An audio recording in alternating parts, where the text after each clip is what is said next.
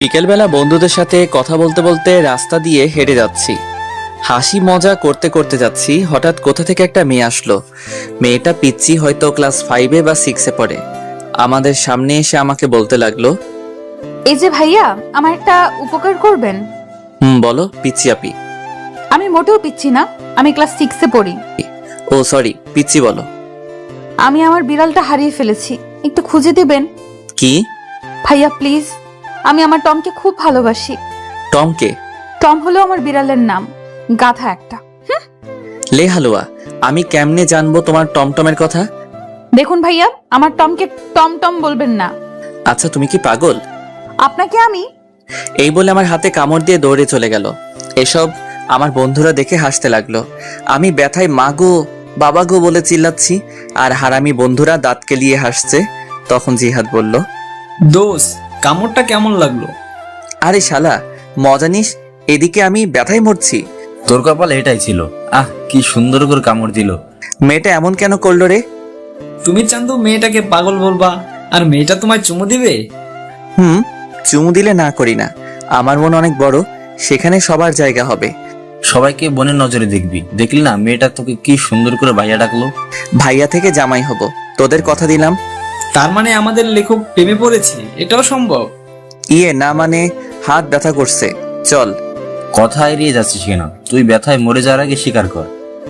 ঠিক, স্বীকার কর, না হলে ছাড়ছি না। আরে ধুর, রাগ দেখিয়ে লাভ নাই চান্দু। প্রেমে পড়ছি, এবার ছেড়ে দে। এরপর হাত ধরে বাসায় চলে যেতে লাগলাম। এবার আমার পরিচয়টা দেই, আমি শাহরিয়ার রহমান, এবার এসএসসি দিব। বাবা মার তৃতীয় সন্তান, আমি ছোট, আমার বড় ভাই আর আপু আছে, বাবা আইনজীবী, মা গৃহিণী। আমি বাসায় গিয়ে কলিং বেল দিলাম, একটু পর ভাবি এসে দরজা খুলে দিল। ভাবি, খুব খিদে পেয়েছে। সোফায় বস, চা আর বিস্কুট দিচ্ছি। আচ্ছা ঠিক আছে মা, কই? রুমে আছে হয়তো। এরপর ভাবি চলে গেল, আমি সোফায় বসে ফোন টিপছি। একটু পর ভাবি চা বিস্কুট নিয়ে আসলো, আমি চা খাচ্ছি আর ভাবির সাথে গল্প করছি। তখন ভাবি বলল, শারিয়ার আমাকে নিয়ে আমাদের বাসায় যাবে? কেন ভাইয়া?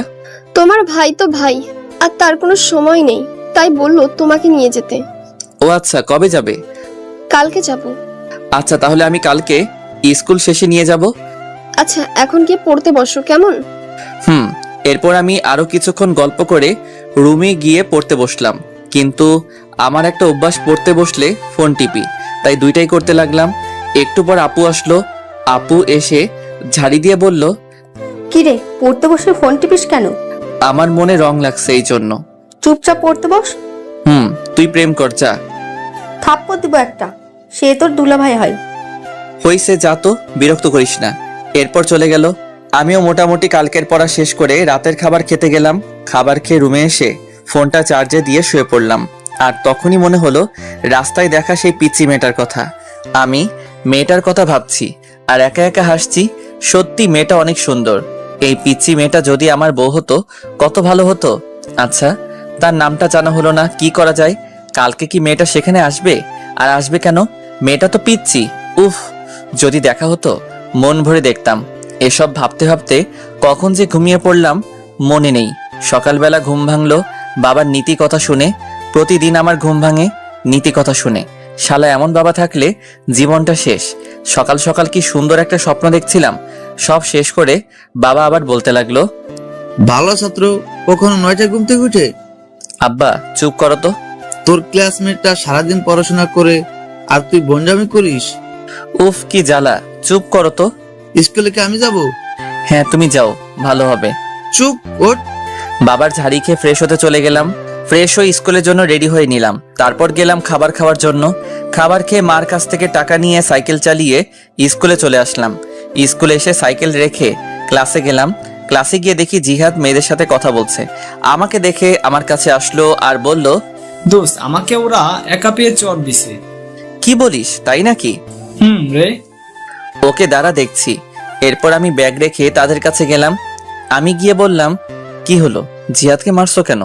তাহলে আমাদের সাথে ফাজলামো করে কেন? কি করছে? আমাদের ব্যাগ দিয়ে বেঞ্চ পরিষ্কার করছে। তাই নাকি? এটা তো একটা ভালো কাজ। এই বলে আমিও তাদের ব্যাগ নিয়ে আমার জায়গা মুছে ব্যাগটা আবার তাদের কাছে ফিরিয়ে দিলাম।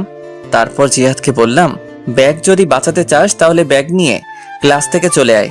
আমি হাসতে হাসতে চলে আসলাম বাহিরে, আর তখন দেখি শান্ত আসছে। শান্ত আমাদের দেখে বলল, কিরে কি হয়েছে? আমি সবটা বললাম। সব শুনে শান্ত হাসতে লাগলো, আর জিহাদ বলল, দোস্ত আজকে কাজটা ঠিক হয়েছে। চল ক্লাসে যাই, সময় হয়ে গেছে। এরপর আমরা ক্লাসে চলে আসলাম। ক্লাসে এসে ক্লাস করতে লাগলাম। সবগুলো ক্লাস করে বের হলাম। বের হয়ে তিনজন রাস্তার এক পাশ দিয়ে সাইকেল চালিয়ে যাচ্ছি। হঠাৎ দেখতে পেলাম কালকের মেয়েটিকে। মেয়েটি হেঁটে হেঁটে বাসার দিকে যাচ্ছে হয়তো। আমি মেয়েটির কাছে গিয়ে সাইকেল ব্রেক করলাম, আর মেয়েটি বলল, আপনি কালকের ভাইয়াটা না? কোথায় যাচ্ছ? বাসার দিকে যাচ্ছে, দেখতে পাচ্ছেন না? না, আমি তো কানা। এটাই ঠিক, আপনি কানা। চলো তোমাকে এগিয়ে দেই। না লাগবে না, আপনি যান। আরে চলো তো। মেয়েটিকে এক প্রকার জোর করে সাইকেলে তুললাম। তারপর মেয়েটির সাথে কথা বলতে বলতে সাইকেল চালাতে লাগলাম। আচ্ছা, তোমাকে তো এই এলাকায় আগে দেখিনি। আমার বাবা এই জায়গায় বদলি হয়েছে তাই। ও, তোমার নাম কি? আমার নাম নুসরাত জাহান ঐশী। আপনার? মাশাআল্লাহ, খুব সুন্দর নাম, শাহরিয়া রহমান। আমাকে এখানে নামিয়ে দেন। আমি ঐশীকে নামিয়ে দিলাম আর বললাম, কালকে একই জায়গায় অপেক্ষায় থাকবো, আর বিকালে বের হব। আচ্ছা ঠিক আছে, আমি ছাদে আসবো। আল্লাহ হাফেজ। আল্লাহ হাফেজ। এরপর বিদায় দিয়ে মেয়েটা চলে গেল। আমি ঐশীর যাওয়ার দিকে চেয়ে আছি। হঠাৎ আমাকে শান্ত ধাক্কা দিয়ে বলল, এই যে লেখক চলে গেছে, এবার বাসার দিকে যাওয়া যাক। চলো। এরপর আমি বাসার দিকে যেতে লাগলাম, আর যেতে যেতে জিহাদ বলল, এত তাড়াতাড়ি সবকিছু কেমনে সম্ভব? আর এসব বাদ দে। কেন বাদ দিবে কেন? তুই প্রেম করবি, আমরা কি করবো? তোরা বসে বসে দেখবি। আগে আমাদের সেটিংটা করিয়ে দে, না হলে তোর প্রেমে ভেজাল লাগামু। দিবনি। জিহাদ, তোর জন্য ক্লাসের ওই বজ্জাত মেয়ে লাবিবা ঠিক আছে? ঠিক আছে। ওর সাথে রিলেশন করলে দিনে কয়টা যে চর খামু হিসাব নাই। এটাই আমি চাচ্ছি। এসব কথা বলতে বলতে বাসায় চলে আসলাম। বাসায় এসে ফ্রেশ হয়ে নিলাম। ফ্রেশ হয়ে খাবার খেয়ে রেডি হলাম। ভাবিকে তার বাবার বাসায় দিয়ে আসার জন্য আমি রেডি হয়ে রুম থেকে বের হলাম। ও মা, সোফায় তাকিয়ে দেখি ভাবি ব্যাগ নিয়ে বসে আছে। আমি অবাক হলাম, কারণ ভাবির রেডি হওয়া এত তাড়াতাড়ি কেমনে? হয়তো বাবার বাসা অনেকদিন পর যাবে, তাই হয়তো। এসব ভেবে ভাবির কাছে গেলাম। ভাবির কাছে যেতেই আমার হাতে বাইকের চাবি দিয়ে বলল, বাইক বের করো। তারপর মাকে বললাম, টাকা দাও। টাকা লাগবে না, তোর বাবার কাছে দিয়েছি। আরে আমাকে দাও। দরকার নাই। লে বাবা, বেড়াতে যাচ্ছি টাকা ছাড়া। তোর বাবার কাছে দিয়েছি। আরে শারিয়ার, চলো তো। কিন্তু কথাটা শেষ করতে পারলাম না। ভাবি টেনে বাহিরে নিয়ে আসলো। আমি এরপর বাইক বের করলাম। তারপর ভাবির সামনে গেলাম। ভাবি উঠে বসলো, আর উঠে আমার কাঁধে হাত রাখলো। আমি ভাবিকে নিজের বোনের মতো মনে করি। তারপর বাইক চালাতে লাগলাম। উদ্দেশ্য ভাবির বাসা। বাইক চালাচ্ছি, হঠাৎ করে বাইকের তেল শেষ হয়ে গেল। তারপর আর কি, বাইক কিছু দূর হাঁটিয়ে তেল ভরলাম, তবে টাকা ভাবি দিয়েছে। তারপর আবার চলতে শুরু করলাম। ভাবির বাসায় যেতে প্রায় বিকাল হয়ে গেল। তারপর গিয়ে আন্টি আঙ্কেলকে সালাম দিয়ে ভিতরে গেলাম। ভাবির একটা ছোট ভাই আছে আমার বয়সী, তার নাম আবির। গিয়ে দেখি শুয়ে শুয়ে ও ফোন টিপছে। আমাকে দেখেই বলল, কিরে কি খবর? আলহামদুলিল্লাহ, ভালো। তোর? চলছে কোনো মতে। তা প্রেম কয়টা করিস? বেশি না, মাত্র 3টা। তুই আর ভালো হবি না? একটা মেয়ে যদি 4-5টা রিলেশন করতে পারে, আমি কেন পারবো না বল? কথায় যুক্তি আছে। এভাবে আবিরের সাথে আড্ডা দিতে লাগলাম। আড্ডা দিতে দিতে হঠাৎ মনে হলো আমার পিচ্চিটার কথা। আজকে বিকালে যাওয়ার কথা ছিল, কিন্তু দূর, মনে ছিল না। কি যে করি। আর আজকে বাসায় না গেলে কালকে স্কুল মিস হবে।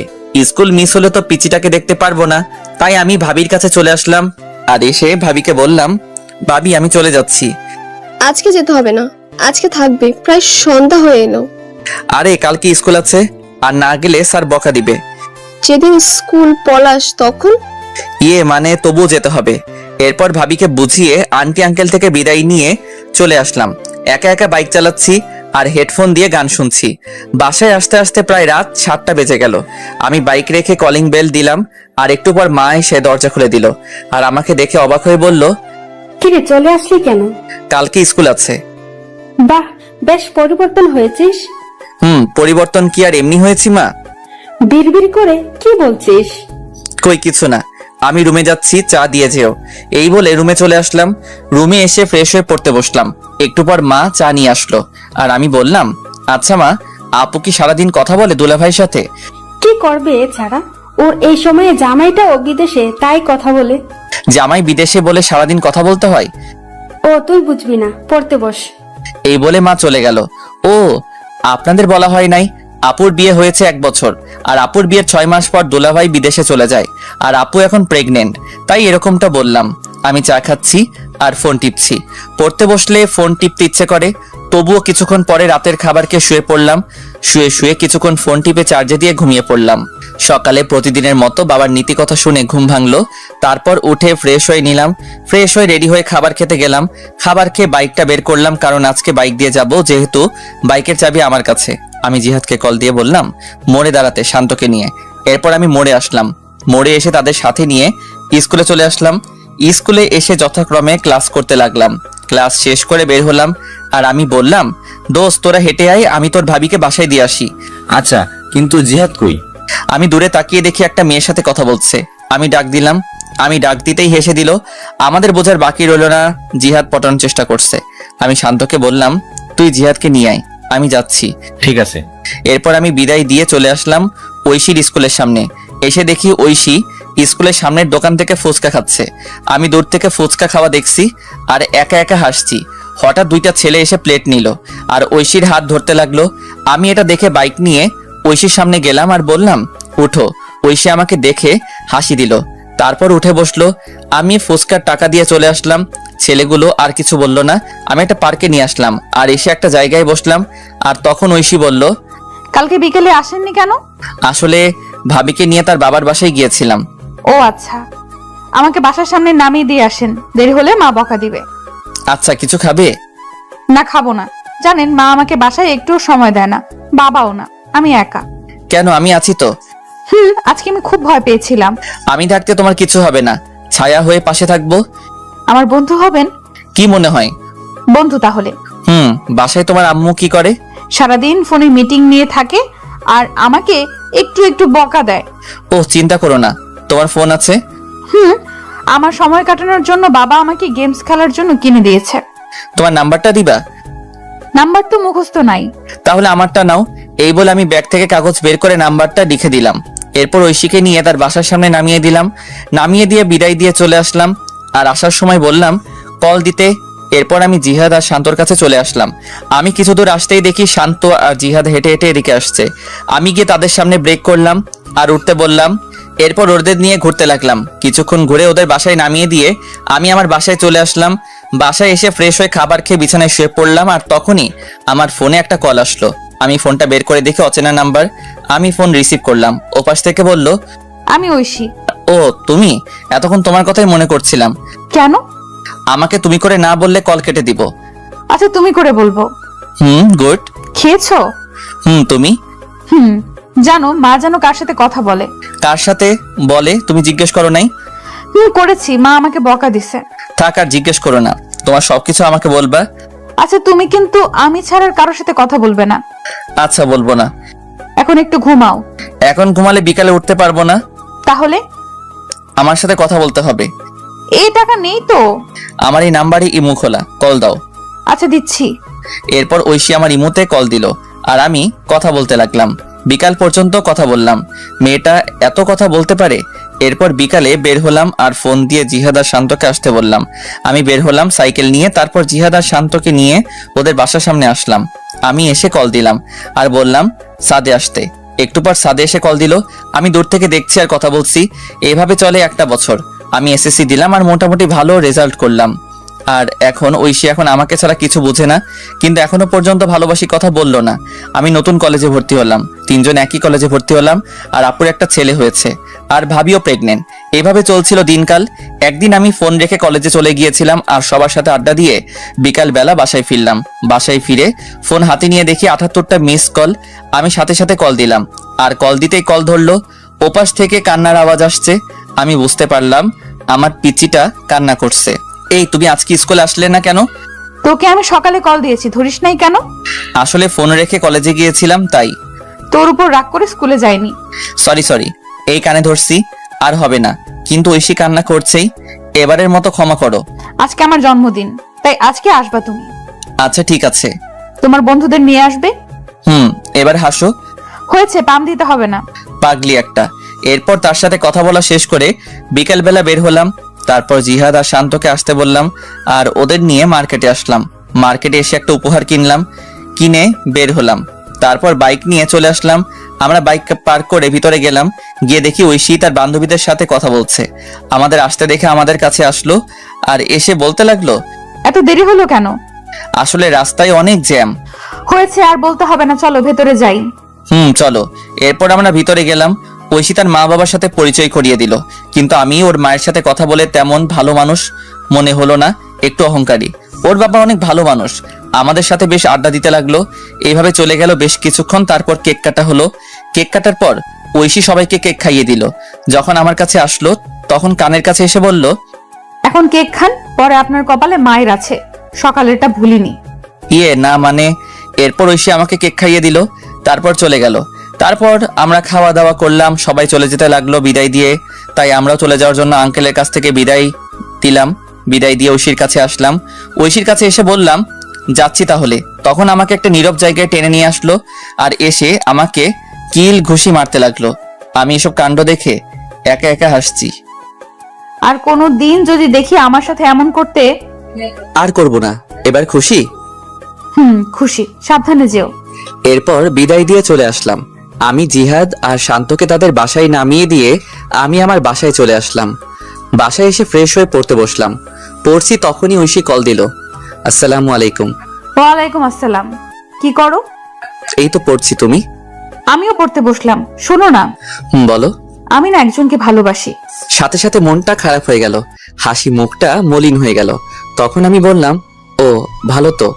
তুমি কালকে ওই জায়গায় আসবে। কলেজ শেষ করে সময় পেলে আসবো। আসতে হবে। আর শাড়িটা কিন্তু খুব সুন্দর হয়েছে। ধন্যবাদ। কালকে স্কুলে যাব না, বুঝলে? আচ্ছা ঠিক আছে। এরপর আরো কিছু কথা বলে ফোনটা রেখে দিলাম আর বলতে লাগলাম, আমি যে তোমায় বড্ড বেশি ভালোবাসি। কেন বুঝতে পারো না? আমার চোখের সামনে অন্য কারো হাত ধরে বলবে এটা আমার ভালোবাসার মানুষ। কালকে এই দৃশ্য আমার জন্য অপেক্ষা করছে না, আমি পারবো না তোমায় ছাড়া থাকতে। এই বলে নিজের হাত কেটে ফেললাম। নিজের হাত থেকে যতটা না ব্যথা অনুভব হচ্ছে তার চেয়ে বেশি কষ্ট হয়েছিল। মনে হচ্ছিল এখনই যদি মারা যেতাম হয়তো সবকিছু ঠিক হতো, এটাই ভালো হতো। হঠাৎ মনে হলো কেউ আসছে আমার রুমে। আমি তাড়াতাড়ি করে রুম থেকে ব্যান্ডেজ নিয়ে ওয়াশরুমে চলে গেলাম। ওয়াশরুমে গিয়ে ব্যান্ডেজ করে বের হলাম। বের হতেই আমাকে মা বলতে লাগলো, কি রে, তোর হাতে কি হয়েছে? আসলে পড়ে গেছিলাম তো তাই। দেখে চলবি না, কি যে করিস। মা কিছু হবে না, তুমি যাও, আর আমি খেয়ে আসছি। খাবো না? আচ্ছা। এরপর মা চলে গেল। আমি বিছানায় শুয়ে পড়লাম। শুয়ে শুয়ে ঐশীর কথা ভাবছি। মেয়েটা কি সত্যি আমাকে ছেড়ে চলে যাবে? তাকে ছাড়া কি করে থাকবো? এসব ভাবতে ভাবতে কখন যে ঘুমিয়ে পড়লাম মনে নেই। সকালবেলা ঘুম থেকে উঠে ফ্রেশ হয়ে রেডি হয়ে নিলাম। তারপর অল্প খাবার খেয়ে কলেজে চলে আসলাম। আসলে সবকিছু করছি আগের মতো, কিন্তু ওই যে মন ভালো না থাকলে কিছু ভালো লাগে না। কলেজে গিয়ে চুপচাপ বসে আছি আর সবার সাথে হাসি মুখে কথা বলছি। এভাবে কলেজের ক্লাস শেষ করে বন্ধুদের সাথে করে নিয়ে সেই জায়গায় চলে আসলাম। আসতে অনেকটা দেরি হয়েছে। আমি এসে দেখি একটা পিচ্চি মেয়ে শাড়ি পরে বসে আছে। আমি ভালো করে দেখলাম এটা আমারই পিচ্চি। পাগলিটাকে আজ খুব সুন্দর লাগছে। কাজল কালো দুটি চোখ, পাতলা দুটি ঠোঁটে হালকা লিপস্টিক আর হাতে কাচের চুড়ি, দেখতে বউ বউ লাগছে। আমি কাছে গেলাম। আমি যেতেই আমার থেকে মুখ ঘুরিয়ে বসে পড়লো। এসব আমার বন্ধুরা দেখে হাসতে হাসতে অন্য পাশে চলে গেল। আমি ঐশীর সামনে গিয়ে বললাম, এই কলেজে ক্লাস ছিল। তোর হাতে কি হয়েছে? হাতে ব্যান্ডেজ কেন? মানে কেটে গেছে। আমার তো কাটা মনে হচ্ছে না, অন্য কিছু মনে হচ্ছে। আরে বাদ দাও, তোমার ভালোবাসার মানুষটা কই? কুত্তা, তুই বুঝতে পারিস না আমি তোকে ভালোবাসি? এই বলে আমাকে জড়িয়ে ধরলো শক্ত করে। আমিও শক্ত করে জড়িয়ে ধরলাম।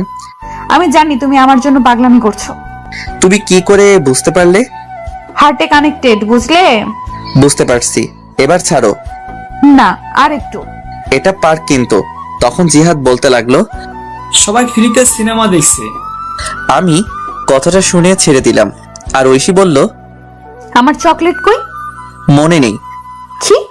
যাওয়ার সময় কিনে দিব। এবার খুশি? এবার চলো একটু ঘুরবো। এরপর জিহাদ আর শান্ত চলে গেল। তাদের নাকি বাসায় কাজ আছে, আমি ঐশীকে নিয়ে বিকাল পর্যন্ত ঘুরে তাকে একটা রিকশায় তুলে দিয়ে বাসায় চলে আসলাম। বাসায় এসে আপু ঝাড়ি দিতে শুরু করলো।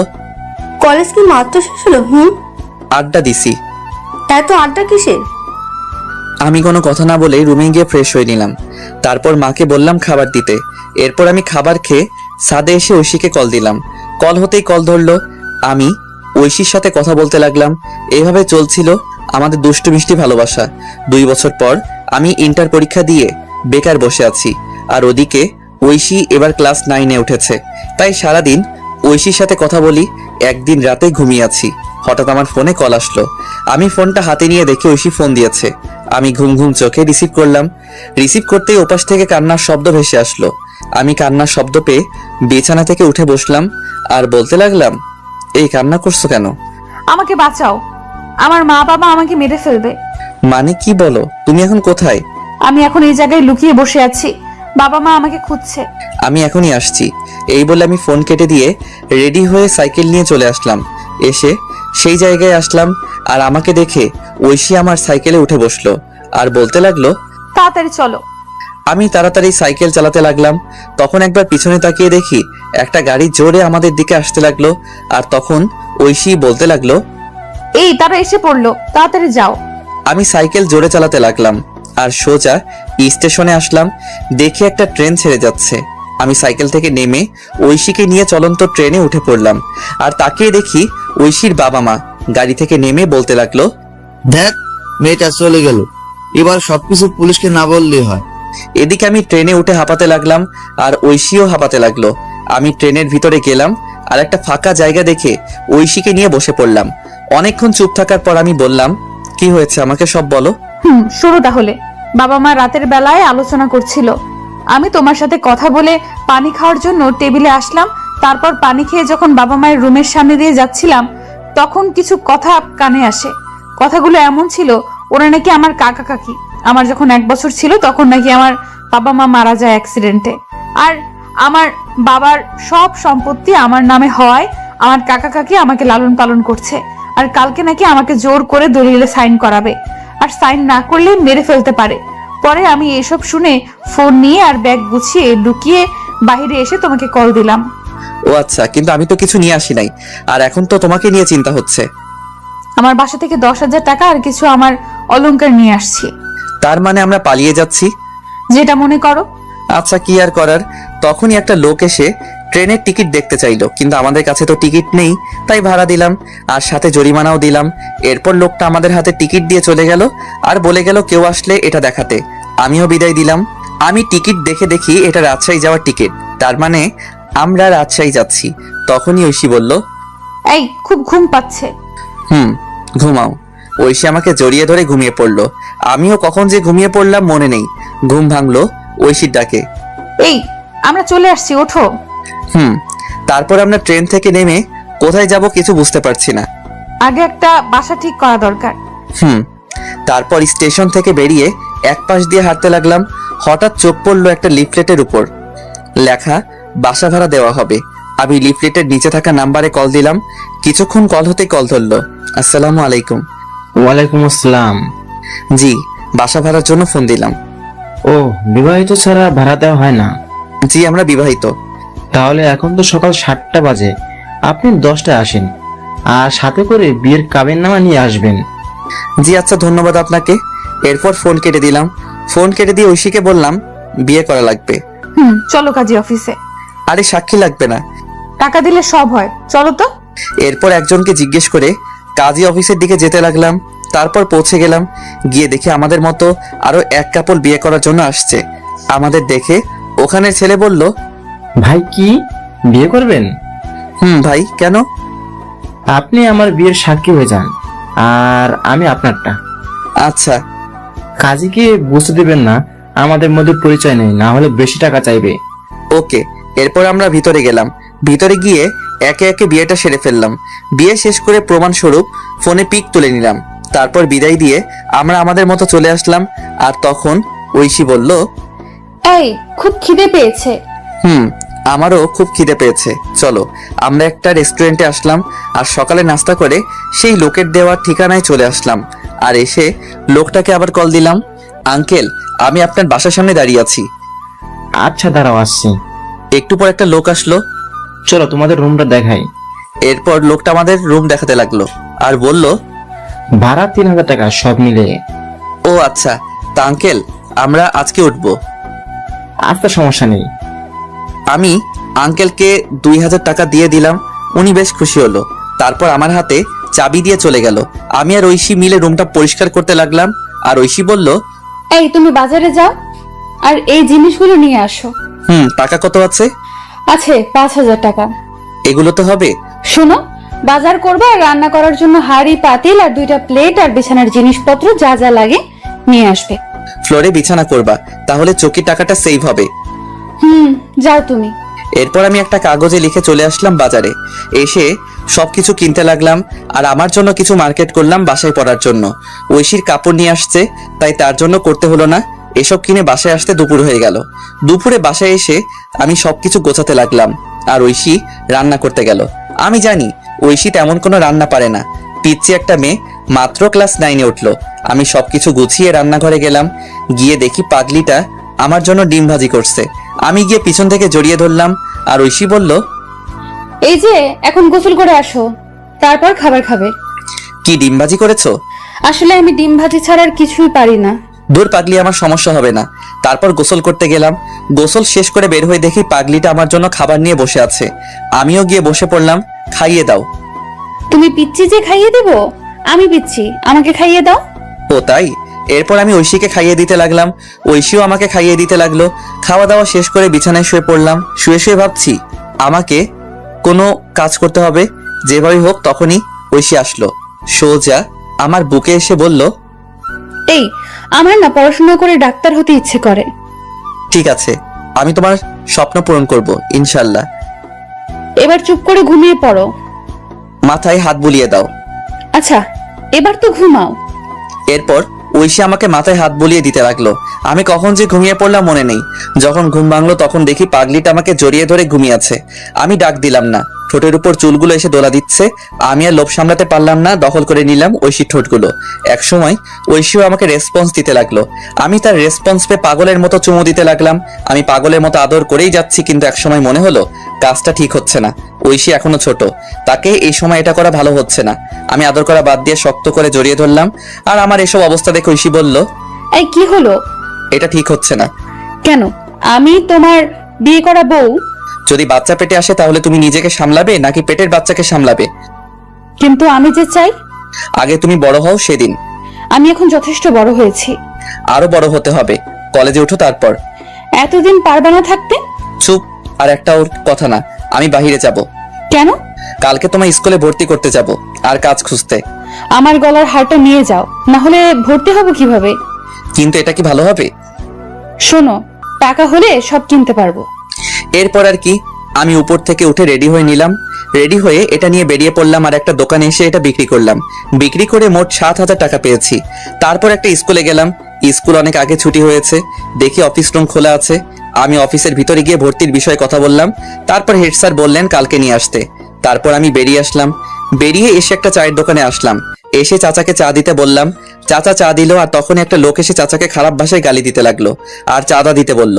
চাচা প্রথমে না করলো, কিন্তু লোকটা শুনলো না আর লোকটা চাচাকে একটা থাপ্পড় দিল। আমি সাথে সাথে লোকটাকে মারতে লাগলাম। একসময় লোকটা দৌড়ে চলে গেল আর চাচা আমাকে বলল, বাবা তোমায় কি বলে ধন্যবাদ দিব? আরে চাচা কি বলেন, আপনি আমার বাবার মতো। বসো বাবা, তোমাকে তো এই এলাকায় আগে কখনো দেখিনি। জি, আমি এই এলাকায় নতুন। ও আচ্ছা, বসো চা খাও। আচ্ছা চাচা, কোনো কাজ আছে? বেকার বুঝি? জি চাচা, যে কোনো কাজ হলেই চলবে। তুমি তো ভালো ঘরে ছিলে, তোমাকে কি সিএনজি চালাতে বলা যায়? সমস্যা নেই চাচা, সিএনজি চালাতে পারবো। চলো তাহলে আমার সাথে। এরপর চাচা আমাকে নিয়ে একটা সিএনজি গ্যারেজে আসলো আর এসে কথা বলল।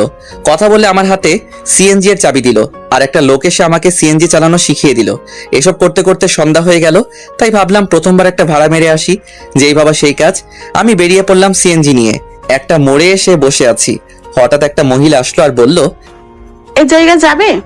আমি বললাম জি ওঠেন। মহিলাটি উঠলো। আমি বললাম আমি তো তেমন চিনি না, আপনি একটু দেখিয়ে দিলে ভালো হতো। ওকে, সমস্যা নেই। এরপর মহিলাটা আমাকে রাস্তা দেখিয়ে দিল। আমি মহিলাটির জায়গায় নামিয়ে দিলাম। তারপর মহিলাটি আমাকে 100 টাকা দিল আন্টি আমি তো ভাড়া জানি না। আরে ভাড়া 80 টাকা, আর তুমি 100 টাকা রেখে দাও। না আন্টি, আমার কাছে 20 টাকা আছে, নিন। এই বলে আমি 20 টাকা দিয়ে চলে আসলাম। এভাবে রাত 10টা পর্যন্ত ভাড়া মারলাম। মোট 400 টাকা ভাড়া মারলাম। তারপর সিএনজি জমা দিলাম, আর 150 টাকা সিএনজির মালিককে দিয়ে আমি বাসায় চলে আসলাম। বাসায় আসার আগে কিছু চকলেট নিলাম। বাসায় এসে দেখি পাগলিটা খাবার নিয়ে বসে আছে। আমাকে দেখে বলল, এতক্ষণ কই ছিলা? কাজে। যাও ফ্রেশ হয়ে আসো। আর তোমার শরীরের এই অবস্থা কেন? আরে কিছু না, বলো বলছি। আমি সিএনজি চালাই। এই কথা শুনে ঐশী কান্না করতে লাগলো। আমি বললাম, এই পাগলি কান্না করো কেন? তুমি আমার জন্য এত কষ্ট করছো? খুব ভালোবাসি যে। আমিও খুব ভালোবাসি পাগল। আমি ফ্রেশ হয়ে আসি পাগলি, এত কান্না করে না। যাও। এরপর আমি ফ্রেশ হতে গেলাম। তারপর ফ্রেশ হয়ে এসে বসলাম খাবার খাওয়ার জন্য। বাহ, আজ দেখি ডাল রান্না করলা। ইউটিউব দেখে সব শিখবো আর রান্না করব। তাই নাকি? হা করো। এরপর ঐশী আমাকে খাইয়ে দিতে লাগলো, আমিও খাইয়ে দিলাম। তারপর খাবার খেয়ে শুয়ে শুয়ে ফোন টিপছে, আর একটু পর ঐশী আমার বুকে আসলো আর বলল, এই যে আজকে কিন্তু বাসর রাত। জি ম্যাডাম। আদর দাও। না, আগে তোমার বয়স 18 হোক। উফ, যাও লাগবে না। এই বলে বুক থেকে নেমে ওদিকে ফিরে শুয়ে পড়লো। আমি ফোনটা রেখে পিছন থেকে জড়িয়ে ধরলাম, আর জড়িয়ে ধরতে কেঁপে উঠলো। আমি তাকে আমার দিকে ফিরিয়ে ঠোঁটে আলতো করে চুমু দিলাম। আমার না অন্য কিছু চাই। ঘুমাও, তোমার শরীরের ক্ষতি হবে। ও মা, তাই? এই বলে আমার কপালে চুমু দিয়ে আমাকে জড়িয়ে ধরে ঘুমিয়ে পড়লো। আমিও পাগলিটাকে জড়িয়ে ধরে ঘুমিয়ে পড়লাম। সকালবেলা ঘুম ভাঙলো। পাগলিটা ডাক শুনে আমি উঠে ফ্রেশ হয়ে রেডি হয়ে নিলাম। তারপর রেডি হয়ে নিলাম, ঐশীও রেডি হয়ে নিল। তারপর দুজনে খাবার খেয়ে বের হলাম। বের হয়ে একটা রিক্সা নিয়ে স্কুলের উদ্দেশ্যে রওনা দিলাম। কিছুক্ষণ পর স্কুলে পৌঁছে গেলাম। তারপর স্কুলে ঐশীকে ভর্তি করে দিলাম। ঐশীকে স্কুলে ভর্তি করে বিদায় দিয়ে চলে আসলাম। আর আসার সময় বলে আসলাম আমি নিতে আসবো। তারপর আমি এসে সিএনজি নিয়ে বের হলাম। একটা কলেজের সামনে আসলাম। আমি সিএনজি রেখে ভিতরে গেলাম। ভিতরে গিয়ে সোজা অফিসে চলে আসলাম। এসে বললাম, স্যার আসতে পারি? আসো। আমি ভিতরে গেলাম আর বললাম, স্যার কলেজে ভর্তি হতে আসছি। কাগজপত্র নিয়ে আসতো? জি স্যার, এই নিন। স্যার কাগজপত্র দেখতে লাগলো, আর আমি আসার সময় কাগজপত্র নিয়ে আসছিলাম। তারপর সব কাজ শেষ করলাম। স্যার বললেন কাল থেকে কলেজে আসতে। আমি বাহিরে এসে কিছুক্ষণ সিএনজি চালিয়ে সিএনজিটা রেখে রিক্সা করে ঐশীকে আনতে গেলাম। ঐশীকে বাসায় রেখে আমি আবার সিএনজি চালাতে লাগলাম। সন্ধ্যা পর্যন্ত সিএনজি চালিয়ে বাসায় চলে আসলাম। বাসায় এসে ফ্রেশ হয়ে ঐশীকে বললাম কফি দিতে। আমি বিছানায় বসে পড়তে লাগলাম। ঐশী একটু পর কফি নিয়ে আসলো।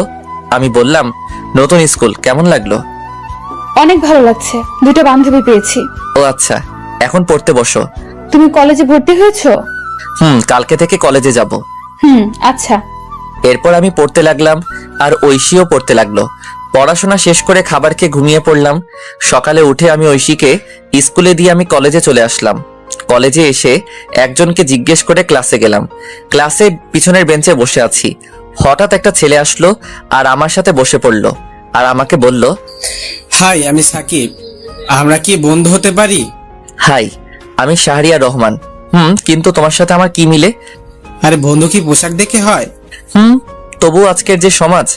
আরে বাদ দাও, আজ থেকে আমরা তুমি করে বলবো। আচ্ছা। এরপর সাকিবের সাথে আড্ডা দিতে লাগলাম। একটু পর স্যার আসলেন। আমরা ক্লাস করতে লাগলাম। ক্লাস শেষ করে সাকিবকে নিয়ে বাহিরে আসলাম। আড্ডা দেই চলো। না রে, বাসায় কাজ আছে। আচ্ছা যা তাহলে। ওকে। তারপর আমি চলে আসলাম। ঐশীর স্কুলে এসে দেখি আমার জন্য বসে আছে। আমি যেতেই মুখ ঘুরিয়ে বসলো, আর আমি গিয়ে পাশে বসলাম। এই যে সরি, ক্লাসে ছিলাম। তাই বলে এত দেরি? আচ্ছা, আর হবে না, এবার চলো। ফুচকা খাবো। আচ্ছা চলো। এরপর ঐশীকে নিয়ে একটা ফুচকার দোকানে আসলাম। এসে দুজন মিলে ফুচকা খেলাম। তারপর রিক্সা নিয়ে বাসায় চলে আসলাম। বাসায় এসে ফ্রেশ হয়ে খাওয়া দাওয়া করে বের হয়ে পড়লাম। আমি এসে সিএনজি চালাতে লাগলাম। রাত 10টা পর্যন্ত সিএনজি চালিয়ে বাসায় চলে আসলাম। এভাবে দিনগুলো বেশ ভালো কাটছিল। অনেকদিন পর একদিন আমি সন্ধ্যায় সিএনজি চালাচ্ছি। হঠাৎ দেখি সাকিব রাস্তায় সিএনজি দেখে দাঁড়াতে বলল। আমি মুখটা ঢাকলাম। তারপর আমি দাঁড়ালাম, আর সাকিব উঠে পড়ল। ওই জায়গায় যাও। আমি গাড়ি চালাতে লাগলাম। একসময় মুখ থেকে কাপড়টা সরে যায়, আর সাকিব দেখে ফেলে আর বলে গাড়ি থামাতে। আমি গাড়ি দাঁড় করালাম। তুই সিএনজি চালাস, আমাকে বলিস নাই? কি করব, কোনো চাকরি নেই। ধর বেটা, একবার আমাকে বলতি তুই। চুপ করে আছি। তুই কালকে এই জায়গায় যাবি, চাকরি হয়ে যাবে। কিন্তু কলেজ? কলেজের সব নোট আমি দিব, চিন্তা করিস না। আর তোর নাম্বার দে। আচ্ছা। এরপর আমি আমার নাম্বারটা দিলাম আর বিদায় দিয়ে চলে আসলাম। আমি তবুও রাত 10টা পর্যন্ত সিএনজি চালিয়ে বাসায় চলে আসলাম। বাসায় এসে ফ্রেশ হয়ে ঐশীর কাছে গেলাম। দেখি রান্নাঘরে কাজ করছে। ঐশীকে পিছন থেকে জড়িয়ে ধরে বললাম, এই কি করো? এই তো কাজ করি। খিদে পেয়েছে? যাও বসো, আমি আসছি। আচ্ছা। আমি বসে আছি, একটু পর ঐশী খাবার নিয়ে আসলো। আমি ঐশীকে খাইয়ে দিলাম আর সেও আমাকে খাবার খাইয়ে দিল। তারপর খাবার খেয়ে বিছানায় শুয়ে পড়লাম। শুয়ে শুয়ে ভাবছি চাকরিটা যদি হয় তাহলে একটু ভালো করে চলতে পারবো। প্রতিদিন এত কষ্ট আর ভালো লাগে না। তখনই ঐশী আমার কাছে আসলো। এই আমি কিন্তু এখন 10-এ পড়ি, অনেক বড় হয়েছি। বুঝতে পারছি। বিয়ের তো প্রায় 1 বছর হলো, এখনো কাছে পেলাম না। তোমার স্বপ্ন পূরণ করতে হলে যে একটু কষ্ট করতে হবে। লাগবে না, আমার স্বপ্ন। না, তুমি ডাক্তার হবা, এটাই শেষ। আচ্ছা, আমার খুব ঘুম পেয়েছে। আমি ঐশীকে জড়িয়ে ধরে ঘুমিয়ে পড়লাম। ঐশীও ঘুমিয়ে পড়লো। সকালবেলা উঠে ফ্রেশ হয়ে রেডি হয়ে নিলাম। তারপর কাগজপত্র নিয়ে ঐশীকে স্কুলে নামিয়ে দিয়ে আমি অফিসে চলে আসলাম। আর আসার সময় বলে আসলাম চলে যেতে। আমি সাকিবের দেওয়া সেই ঠিকানায় চলে আসলাম। এসে ভিতরে গেলাম আর পিয়নকে বললাম স্যারের সাথে দেখা করব। আপনার নাম কি? শাহরিয়া রহমান। অপেক্ষা করুন, আমি ভিতর থেকে আসছি। এরপর পিয়ন চলে গেল। একটু পর বের হয়ে আমাকে বলল ভিতরে যেতে। আমি ভিতরে গিয়ে সালাম দিলাম। উনি আমাকে বসতে বললেন। আমি বসলাম আর ফাইলটা ওনার কাছে দিলাম। উনি ফাইল নিয়ে দেখতে লাগলেন। গুড, রেজাল্ট তো ভালো। তুমি যেহেতু সাকিবের বন্ধু তাহলে সমস্যা নেই। সাকিব আমার ভাতিজা। ও আচ্ছা। চাইলে আজকে জয়েন করতে পারো। আর প্রথমে তোমার বেতন হবে 15,000 টাকা। ধন্যবাদ স্যার, আপনি খুব বড় উপকার করলেন। ধন্যবাদ দেওয়ার কিছু নেই। আমি রাফিকে সব বলে দিচ্ছি, সে তোমার কাজ বুঝিয়ে দিবে। আচ্ছা স্যার। এরপর স্যার পিয়নকে ডাক দিয়ে বলল রাফাকে ডাক দিতে। কিছুক্ষণ পর একটা মেয়ে আসলো আর তখন স্যার বলল, এই হচ্ছে শাহরিয়ার, আজকে নতুন জয়েন করলো, তুমি তাকে কাজ বুঝিয়ে দিবে। আচ্ছা স্যার। শাহরিয়ারকে ডেস্কে নিয়ে যাও আর বুঝিয়ে দাও। এরপর ফাইল নিয়ে চলে আসলাম আর মেয়েটা আমাকে একটা ডেস্কে নিয়ে আসলো। আমি বসলাম আর মেয়েটা বলল, হাই, আমি রাফা। হ্যালো, আমি শাহরিয়ার। চলুন আপনাকে কাজ বুঝিয়ে দেই। চলুন। এরপর রাফা আমাকে কাজ বুঝিয়ে দিতে লাগলো। আমি ভালো করে বুঝতে লাগলাম। এভাবে দুপুর হয়ে গেল আর রাফা বলল তার সাথে লাঞ্চ করতে, তাই তার সাথে ক্যান্টিনে খেতে গেলাম। তারপর সেখানে সবার সাথে পরিচিত হয়ে নিলাম। সবার সাথে পরিচিত হয়ে অনেক ভালো লাগলো। তারপর আবার কাজ করতে লাগলাম। কাজ করতে করতে কখন যে অফিসের টাইম শেষ হয়ে গেল বুঝতে পারলাম না। এভাবে চলতে লাগলো আমার দিনকাল। 1.5 বছর পর সকালবেলা রেডি হচ্ছি ঐশীকে কলেজে নিয়ে যাওয়ার জন্য। ও হ্যাঁ, এখন ঐশী কলেজে পড়ে। আমি সকালবেলা রিক্সা নিয়ে কলেজের উদ্দেশ্যে রওনা দিলাম। এই মন দিয়ে ক্লাস করবা। আচ্ছা, দুপুরে কি বাসায় আসবা? না, কাজ আছে অফিসে। ও আচ্ছা, রাতে তাড়াতাড়ি বাসায় ফিরবা। কথা বলতে বলতে ঐশীর কলেজে চলে আসলাম। কলেজে এসে ঐশী নেমে পড়লো। আমি ঐশীকে বিদায় দিয়ে আমার অফিসে চলে আসলাম। অফিসে এসে কাজ করছি। এখন সবাই আমাকে অফিসে এক নামে চিনে। স্যারও খুব ভালোবাসে আর পাশাপাশি পড়াশোনাও করছি।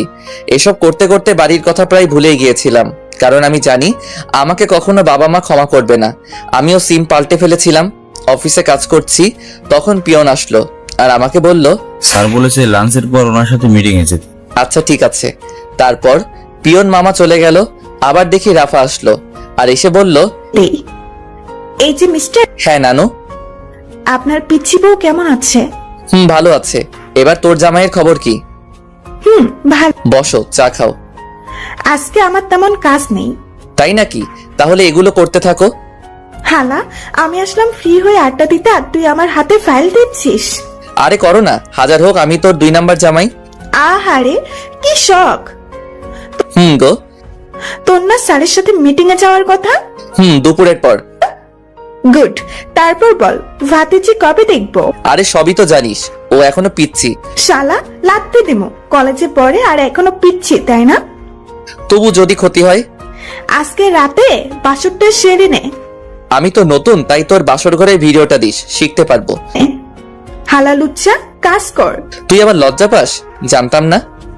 ভাই মাপ চাই, কাজ কর। এরপর কাজ করতে লাগলাম, আর কাজ করতে করতে লাঞ্চের টাইম হয়ে গেল। আমি খাবার খেয়ে একটু রেস্ট নিয়ে গাড়ি বের করলাম। একটু পর স্যার আসলো, তারপর আমি যেতে লাগলাম। রাস্তাটা একটা পার্কের পাশ দিয়ে। আমি নিজের মতো করে ড্রাইভ করছি।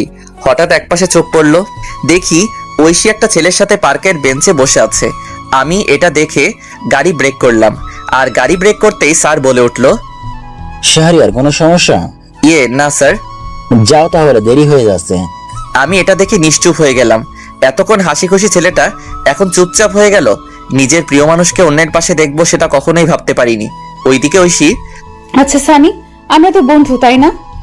আর শোনো, তোমায় কিছু কথা বলবো। বলো। তোমার সাথে কি শাহরিয়ার ভাইকে মিলে তোমার চেয়ে কত বছর বড়, আর তুমি যদি ডাক্তার হও তাহলে কি তোমার সাথে যায়? কথাটা শুনে ঐশী চুপ করে রইল, আর ঐশীকে চুপ থাকতে দেখে সানি আবার বলল, আরে তুমি এত সুন্দর একটা মেয়ে, আর তোমার সাথে কি ওই কালো ছেলে মানায় না? কিন্তু সে খুব ভালো। আজকাল ভালো বলে কোনো কথা নেই, আর সমাজে চলতে গেলে আমার মতো স্টাইল ছেলে দরকার। আজকে যেতে হবে, আল্লাহ হাফেজ। আর শোনো, এদিকে আমি ঐশীকে এই অবস্থায় দেখে খুব কান্না পাচ্ছে। কিন্তু ওই যে একটা কথা, ছেলেদের কখনো কান্না করতে নেই।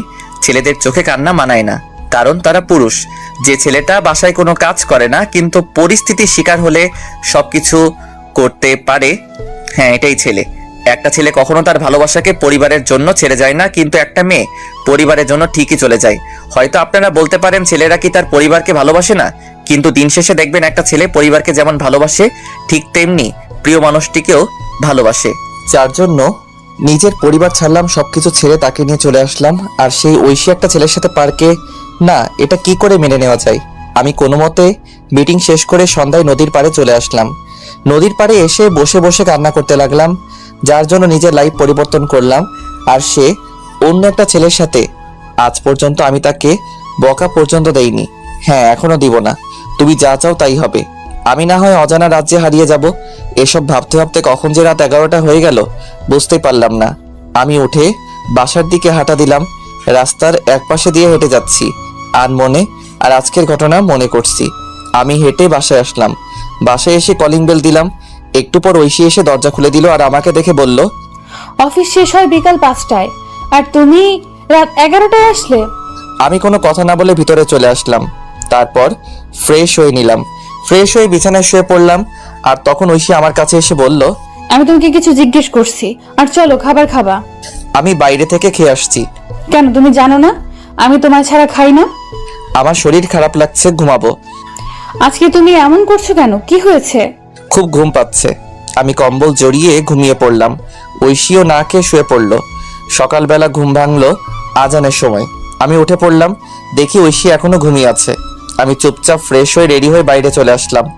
বাহিরে এসে মসজিদে গিয়ে ফজরের নামাজ আদায় করে পার্কের রাস্তায় হাঁটতে লাগলাম। একা একা, এখন ভোর, তাই তেমন লোকজন নেই। আমি পার্কের রাস্তায় হেঁটে চলছি, ভালোই লাগছে পরিবেশটা, নিবিড় আর ঠান্ডা বাতাস বইছে। তখনই আমার ফোনে কল আসলো।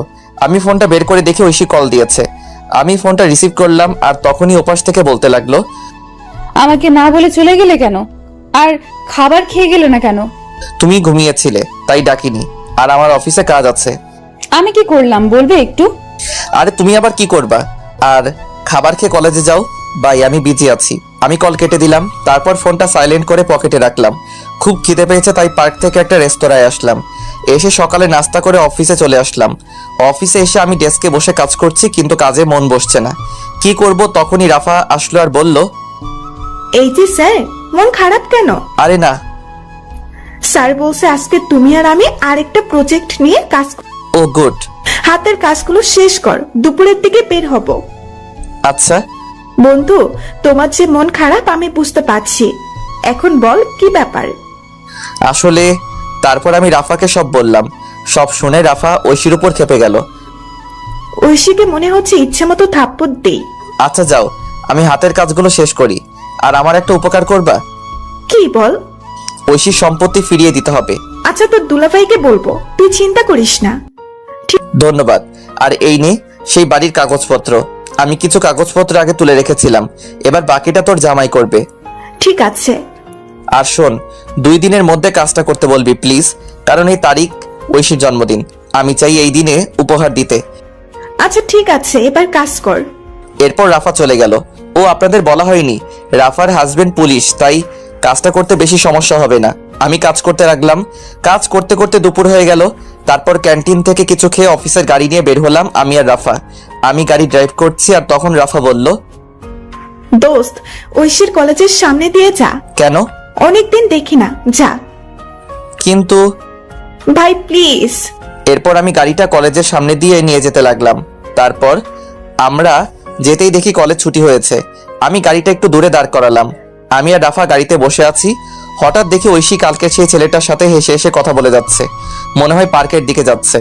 আমি রাফার দিকে তাকালাম, দেখি মাথা নিচু করে আছে আর আমাকে বলল, দোস্ত, আমি বুঝতে পারিনি রে। আরে ধুর, বাদ দে। চল, আমাদের দেরি হয়ে যাচ্ছে, এই বিষয় নিয়ে পরে কথা বলবো। এরপর আমি আমাদের কাজের উদ্দেশ্যে যেতে লাগলাম। ওদিকে ঐশী আর সানি হেঁটে হেঁটে পার্কে চলে গেল। পার্কে তারা একটা জায়গায় বসলো। আর তখন সানি বলল, একটা কথা বলবো। বলো। আমি তোমায় খুব ভালোবাসি। কিন্তু এটা হয় না। তুমি আমার কাছে চলে আসো। আর সাহারা মনে হয়তো বাবার সম্পত্তির জন্য এমন করেছে। না, কিন্তু চলো দুজন মিলে শুরু থেকে শুরু করি। আমাকে সময় দাও কয়েকদিন। আচ্ছা শোনো, আমি তোমাদের জন্য ডিভোর্স লেটার তৈরি করব। আমার কাকা উকিল। এত তাড়াতাড়ি না, আমি বললে তারপর। আচ্ছা চলো, তোমাকে এগিয়ে দিয়ে আসি। না, লাগবে না, আমি রিক্সা নিয়ে চলে যাব। ঠিক আছে। এদিকে আমি মিটিং এ বসলাম। মিটিং শেষ হলো বিকালে। তারপর আরো কিছু কাজ করে সন্ধ্যাবেলায় অফিসে আসলাম। তারপর কাগজগুলো রেখে স্যারের রুমে গেলাম। স্যার আসবো? আসো, তোমার জন্য অপেক্ষা করছি। আমি গিয়ে ফাইল জমা দিলাম আর স্যার দেখতে লাগলো। কিছুক্ষণ পর স্যার বলল, গুড, তোমার জন্য আমাদের কোম্পানি কাজটা পেয়েছে। স্যার এই কোম্পানির আরেকটা শাখা আছে না? আছে, এটা তো রাঙামাটি। কেন? স্যার আমাকে ট্রান্সফার করে দিন রাঙামাটি প্লিজ। কিন্তু কেন? স্যার এমনি, ওখানে একা থাকতে চাই, প্লিজ স্যার। আচ্ছা ঠিক আছে, আমি তোমাকে এই অফিসের ম্যানেজার হিসেবে পাঠাচ্ছি। আর ওখানে একটা লোক দরকার। স্যার সাকিব কবে দেশে আসবে? আরো নাকি 2 বছর থাকবে। ও আচ্ছা স্যার, আমি 2 দিন পর যাব, আপনি ব্যবস্থা করে দিন। আচ্ছা, তোমার ম্যাডাম কিন্তু যেতে বলেছে, সবসময় তোমার কথাই বলে। স্যার যাওয়ার আগে দেখা করে যাব, চলুন বাসার দিকে যাই। এরপর স্যারকে নিয়ে বাসার উদ্দেশ্যে রওনা দিলাম। ড্রাইভার আমাকে আমার বাসার সামনে নামিয়ে দিয়ে স্যারকে নিয়ে চলে গেল। আমিও চলে আসলাম বাসায়। বাসায় এসে কলিং বেল দিলাম। একটু পর ঐশী এসে দরজা খুলে দিল। আমি কোনো কথা না বলে ফ্রেশ হতে চলে গেলাম। আমি ফ্রেশ হয়ে এসে দেখি ঐশী দাঁড়িয়ে আছে। তাকিয়ে দেখি প্রচুর রেগে আছে, কিন্তু আজ কেন জানি ওর রাগ আমার কাছে ভালো লাগছে না। আগে থাকলে হয়তো আমি রাগ ভাঙাতাম। আমি শুয়ে পড়লাম আর ঐশী এসে বলল, কি হয়েছে? কিছু না। আমার ভুলটা কোথায়? আরে তুমি কেন ভুল করবা? তাহলে আগের মতো আদর করো না কেন? আর খাবার খাও না কেন? আচ্ছা খাবার দাও। আসো। তারপর ঐশী খাবার দিল। আমি উঠে বসলাম আর খাবার খেতে লাগলাম। অল্প খাবার খেয়ে শুয়ে পড়লাম আর তখন বলল, আমাকে একবার বললে না আমি খেয়েছি কিনা? সরি, মনে ছিল না। আমার খুব ঘুম পাচ্ছে, ঘুমাবো। ঐশী কান্না করছে। আমি মনে মনে বলতে লাগলাম, কেন এই মিথ্যে নাটক করছো? সরাসরি বলে দিলেই তো পারো। আমি আর তোমাকে বেশি দিন জ্বালাবো না। তোমার জন্মদিনের শ্রেষ্ঠ উপহার আমি দিব, যেটা তুমি চাচ্ছ, তবে সারা জীবন দূর থেকে ভালোবাসবো। এইসব ভাবতে ভাবতে ঘুমিয়ে পড়লাম। আর মাঝরাতে ঘুম ভেঙে গেল। পাশে দেখি ঐশী ফোন টিপছে। আমি হালকা উকি দিয়ে দেখি কারোর সাথে চ্যাট করছে।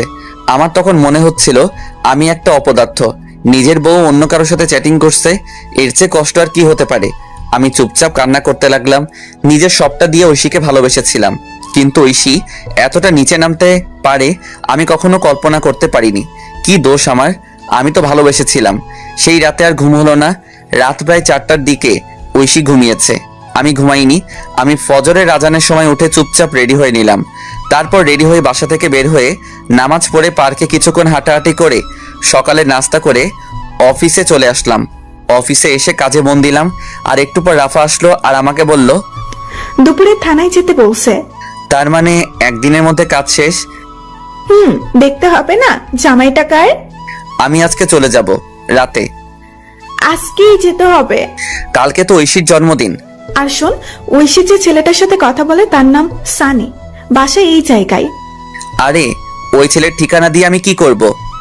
তবুও জেনে রাখ, আর ছেলেটা ভালো না। ও শোন, তুইও সাথে যাবি থানায়? না। আচ্ছা ঠিক আছে, এখন কাজ কর। এরপর রাফা চলে গেল আর আমিও কাজ করতে লাগলাম। কাজ করতে করতে দুপুর হয়ে গেল। তারপর স্যারের রুমে গেলাম। স্যার বলল, এই না তোমার টিকিট, ভোর 4টায় বাস ছাড়বে। আর এই যে ফাইল, আর এখানে তোমাকে রাজু নামে একটা ছেলে রিসিভ করবে। ওকে স্যার, এই নিন এই মাসের সমস্ত হিসাব, আর পিয়নের দিকে একটু খেয়াল রাখবেন, লোকটা সুবিধার না। আচ্ছা, আর যাওয়ার সময় আমার বাসা হয়ে যেও। ওকে স্যার, যাই তাহলে। এরপর স্যারকে বিদায় দিয়ে রাফাকে নিয়ে থানায় আসলাম। থানায় এসে সোজা ভাইয়ার কেবিনে গেলাম। দেখি ভাইয়া কাজ করছে। আমাদের দেখে ভাইয়া ভিতরে যেতে বলল। আমরা গিয়ে বসলাম আর উনি বললেন, শাহরিয়ার, এই নাও ফাইল। এখানে সমস্ত সম্পত্তির কাগজপত্র আর দলিল আছে। আর ঐশীর কাকা কাকি এখন জেলে। আমি ফাইল নিলাম আর বললাম, ধন্যবাদ ভাই। এবার বলো কি খাবে? আজকে বাসায় চলো, তোমার খবর আছে। আমি কি করলাম? তখনই রাফা চলে গেল। আমি বললাম, ভাই রেগে আছে কেন? কালকে বাসায় যায়নি? ও আচ্ছা, আর ভাই আজকে রাঙামাটি যাচ্ছি। ও আচ্ছা, আর খুব তাড়াতাড়ি যাচ্ছে হবা? তাই নাকি? এই রাফাকে বলবে না, আমি গিয়ে সারপ্রাইজ দিব। ওকে তাহলে যাচ্ছি, আর দোয়া চাই। ওকে, আল্লাহ হাফেজ। এরপর বিদায় নিয়ে চলে আসলাম। আমি আর রাফা অফিসে আসলাম। অফিসে এসে কাজ করতে লাগলাম আর মোটামুটি সবার কাছ থেকে বিদায় নিলাম। এভাবে অফিস টাইম শেষ হলো। আমি স্যারের সাথে আরো কিছু কথা বলে বাসার দিকে যেতে লাগলাম। যাওয়ার সময় একটা গোলাপ কিনলাম। বাসায় যেতে প্রায় সন্ধ্যা হয়ে গেল। আমি গিয়ে কলিং বেল দিলাম। তারপর ঐশী এসে দরজা খুলে দিল। আমি গোলাপটা আগেই লুকিয়ে রেখেছি। আমি চুপচাপ ভিতরে চলে গেলাম। ভিতরে গিয়ে ফাইলটা আলমারিতে রেখে ফ্রেশ হতে চলে গেলাম। ফ্রেশ হয়ে এসে দেখি আজকে আর তেমন কোনো কথা বলছে না। হয়তো এতক্ষণ এই ছেলের সাথে কথা বলছিল আর আমি এসে বিরক্ত করলাম। আমি ভাবলাম এখন বাসায় কি করব, তাই ভাবলাম বাহির থেকে হেঁটে আসি। যেই ভাবা সেই কাজ। আমি বাহিরে চলে আসলাম। আমি চাচার দোকানে আসলাম। এসে চাচাকে চা দিতে বললাম আর চাচার সাথে গল্প করতে লাগলাম। আর তখনই আমার ফোনে কল আসলো। আমি ফোনটা বের করে দেখি সাকিব ফোন দিয়েছে। আমি কলটা রিসিভ করলাম। কি অবস্থা? শালা, একদিন আমাকে ফোন দিয়েছিস? আরে অনেক বিজি থাকতে হয়। শুনলাম রাঙামাটি যাচ্ছিস। রে, কি হয়েছে বলতো? বাদ দে না, কি দরকার? আমাকে বন্ধু ভাবলে বল। শোন তাহলে। এরপর আমি আমার সাথে ঘটে যাওয়া সবকিছু সাকিবকে বললাম। সব শুনে সাকিব বলল, দোস্ত, তোকে সান্ত্বনা কিভাবে দিব, আমার ভাষা নেই। বাদ দে। আর দেশে আসবি কবে? আরো 2 বছর পর। ও আচ্ছা। এরপর সাকিবের সাথে আরো কথা বলে ফোন কেটে দিলাম। আর চাচার সাথে কথা বলতে বলতে রাত 10টা বেজে গেল। আমি চাচাকে বিদায় দিয়ে বাসার দিকে যেতে লাগলাম। আমি রাস্তা দিয়ে হেঁটে যাচ্ছি আর তখন দেখি কিছু ছেলে একটা ছেলেকে মারছে। আমি তাদের কাছে গেলাম। আমি কাছে গিয়ে দেখি এটা সানি, যে ঐশীর সাথে কথা বলে। আমি পিছন ফিরলাম আর মনে হলো আজকে যদি আমার ভাইকে মারতো তাহলে কি আমি চলে যেতে পারতাম? না, ছেলেটাকে বাঁচাতে হবে। এই বলে আমি অন্য ছেলেদের মারতে লাগলাম। একসময় ছেলেগুলো দৌড়ে চলে গেল আর আমি পাশে তাকিয়ে দেখি সানি দাঁড়িয়ে আছে। আমি কাছে গিয়ে বললাম, ওরা তোমাকে মারছিল কেন? আসলে ওরা আমার সবকিছু নিয়ে যেতে চেয়েছিল, কিন্তু আমি না করি তাই। ও আচ্ছা, রাতে বাইরে থাকতে নেই, বাসায় চলে যাও। এই বলে আমি আবার হাঁটা দিলাম। এদিকে ছেলেটা মনে মনে ভাবছে, শাহরিয়ার বা সত্যি খুব ভালো মানুষ, আজ ওনারা না থাকলে আমি হাসপাতালে থাকতাম। এসব ভেবে চলে গেল বাসায়। আমি বাসায় এসে কলিং বেল দিলাম, কিন্তু আজ ঐশী একটু দেরিতে দরজা খুললো আর হাতে দেখি ফোন স্ক্রিন অন করা। আমি আর না তাকিয়ে বিছানায় শুয়ে পড়লাম। আর তখন আমায় বলল, খাবার খাবে না? না। আগে বললে কি হতো, তাহলে রান্না করতাম না। সরি। ভালো লাগে না নাটক। চুপ করে রইলাম। আমি একসময় ঘুমিয়ে পড়লাম। আর যখন ঘুম ভাঙলো তখন দেখি রাত 3টা বাজে। আমি পাশে তাকিয়ে দেখি ঐশী ঘুমিয়ে আছে। আমি ঐশীর ফোনটা হাতে নিলাম আর চেক করলাম, কিন্তু পাসওয়ার্ড দেওয়া আগে তো আমার নাম ছিল, তাই আমার নাম দিলাম, কিন্তু পাসওয়ার্ড ভুল দেখাচ্ছে। আমার আবার মনে হলো সানির নাম দেওয়ার জন্য। আমি সানির নাম দিলাম, দেখি লক খুলছে। ফোনে লক খুলতেই আমি অবাক, কারণ ওয়ালপেপারে সানির পিক। আমার ইচ্ছে করছে ফোনটা ভেঙে ফেলতে। নিজের ভালোবাসার মানুষের ফোনে অন্যের পিক, তাও আবার ওয়ালপেপারে। আর পাসওয়ার্ড, বাহ কি সুন্দর। আমি চ্যাটিং চেক করলাম, দেখি রাত 1:34 পর্যন্ত কথা হয়েছে। আমি ফোনটা রেখে দিলাম। তারপর টেবিলে বসলাম আর একটা কাগজ নিলাম আর লিখতে লাগলাম, পাগলি, তুই যখন এই চিরকুটটা পড়বে তখন আমি অনেক দূরে থাকবো। তোমাকে অনেক ভালোবেসেছিলাম, নিজের সবটা উজাড় করে দিয়েছিলাম, কিন্তু যেদিন দেখলাম তুমি অন্য কারোর সাথে পার্কে বসে আড্ডা দিচ্ছ, তখন মনে হয়েছিল আত্মহত্যা করি, কিন্তু কেন করিনি জানো? ওই যে মহাপাপ, এর জন্য বেঁচে আছি, এত ভালোবাসি তবুও বুঝলে না। আর হ্যাঁ, আমি তো তোমার যোগ্য না, আমার চেহারা খারাপ আর আমি তোমার থেকে অনেক বছরের বড়, তোমার সাথে আমার মিলে না। কিন্তু তুমি যদি প্রথমে না করতে তাহলে এত কষ্ট হতো না। আমি ভুল ছিলাম। তোমার বাবার সম্পত্তি তোমায় ফিরিয়ে দিলাম, ফাইলে সব আছে, পারলে সেখানে চলে যেও। আর সানি ভালো ছেলে, তার সাথে নতুন জীবন শুরু করো। দোয়া করি তোমাকে ডিভোর্স দিতে পারবো না, তবে এটা ভেবো না আমি কোনোদিন স্ত্রীর অধিকার নিয়ে সামনে আসবো না। আমি তো ভুলেই গিয়েছিলাম, তুমি তো এখন আর পিচ্চি বউ নেই, তুমি এখন অনেক বড় হয়ে গেছো। ইচ্ছে করছিল শেষবার জড়িয়ে ধরতে, কিন্তু অধিকারটা আর নেই। পাগলি রে, খুব ভালোবাসতাম তোকে, নিজের খেয়াল নিও আর সানিকে কষ্ট দিও না। ছেলেটার বয়স অল্প, হয়তো সামলাতে পারবে না। চলে গেলাম বহুদূরে, এখানে তুমি নামক কেউ থাকবে না, আর নিজের স্বপ্ন পূরণ করবা। আর লিখতে পারছি না, ভিতরটা ফেটে যাচ্ছে। তুমি আমার আদরের পিচ্চি বউ হিসেবে থাকবে। আল্লাহ হাফেজ, ইতি পাগল। আমি চিরকুট লিখে চোখ মুছে ব্যাগ গুছিয়ে নিলাম, আর আমি রেডি হয়ে আলমারি থেকে ফাইলটা বের করে চিরকুটটা পাশে রাখলাম, আর গোলাপটা চিরকুটের উপর রেখে একবার ঐশীর দিকে তাকালাম। দেখি বাচ্চাদের মতো ঘুমিয়ে আছে, দেখতে খুব সুন্দর লাগছে। মনে হচ্ছে কপালে একটা ভালোবাসার পরশ এঁকে দেই, কিন্তু না, সব ইচ্ছে কি আর পূরণ হয়? আমি বেরিয়ে আসলাম। আমি ফোন বের করে দেখি 3:45 বাজে। আমি তাড়াতাড়ি করে ব্যাগ নিয়ে হাঁটা দিলাম। তারপর বাস স্টেশনে এসে বাসে উঠলাম। তারপর ফোন থেকে সিমটা খুলে ভেঙে দিলাম। ফোনটা পকেটে রেখে বাহিরের দিকে তাকিয়ে আছি আর নিঃশব্দে কাঁদছি। বাস তার আপন গতিতে চলতে লাগলো। এভাবে কান্না করতে করতে কখন যে ঘুমিয়ে পড়লাম মনে নেই। ওদিকে ঐশী ঘুম থেকে উঠে দেখে আমি শাহরিয়ার পাশে নেই। তারপর উঠে টেবিলের কাছে গিয়ে দেখি চিরকুটের উপর গোলাপ রাখা। ঐশী কৌতূহল হলো, তাই চিরকুটটা পড়তে শুরু করলো। চিরকুটটা পড়া শেষ করে নিশ্চুপ হয়ে গেল আর কান্না করতে লাগলো। আর বলতে লাগলো, আমাকে মাফ করে দাও, আমি বুঝতে পারিনি। এই কথা বলে চিরকুট বুকে জড়িয়ে বসে কান্না করতে লাগলো। আর তখনই তার ফোনে কল আসে, দেখে সানি কল দিয়েছে। ঐশী ফোনটা অফ করে দিল আর কান্না করতে লাগলো। এইভাবে অনেকক্ষণ সময় চলে গেল। ঐশী ভাবলো শাহরিয়ারের অফিসে যাবে, সেখানে কোনো খবর থাকবে। হয়তো ঐশী তাড়াতাড়ি করে রেডি হয়ে অফিসে চলে গেল। আর যেতেই রাফার কাছে গেল, কারণ ঐশী আগে থেকে চিন্তা। গিয়ে দেখে রাফা কাজ করছে। রাফা, আসবো? আরে ঐশী, আসো বসো। ঐশীকে বসলো আর বলতে লাগলো, আপু শহরের কোনো খোঁজ জানেন? যেই ছেলেটা তোমার জন্য বাড়ি ছেড়ে তোমার হাত ধরে চলে আসছে আর সারাদিন কষ্ট করে তোমাকে সুখে রাখতে চাইছে, আর সেই তুমি এতটা নিচে নামতে পারলে?